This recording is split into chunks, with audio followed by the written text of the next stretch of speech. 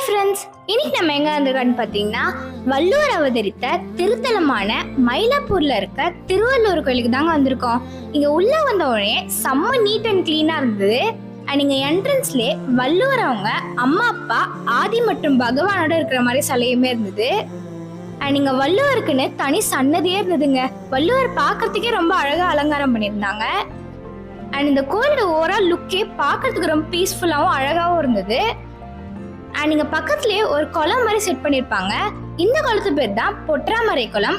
இங்க வள்ளுவர், ஔவையார் அப்புறம் பாண்டியம்மன் நிக்கிற மாதிரி சிலையும் இருந்தது. இங்க ஸ்பெஷலே அறம்பொருள் இன்பம் அப்படின்ட்டு ஒரு மண்டபமே இருக்கு. அந்த மண்டபத்துல வள்ளுவர் எழுதின 1330 குறளுமே வச்சிருந்தாங்க. அண்ட் அதெல்லாம் பார்க்கறதுக்கே ரொம்ப வித்தியாசமா இருந்தது.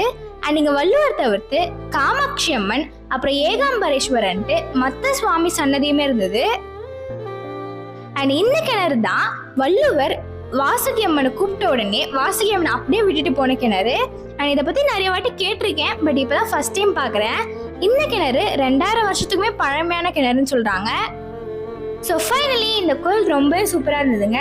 ஸோ நீங்க கண்டிப்பா திருவள்ளூருக்காகவே கட்டப்பட்ட இந்த கோவில்ல ஒன் டைம் ஆச்சும் வந்து விசிட் பண்ணுங்க.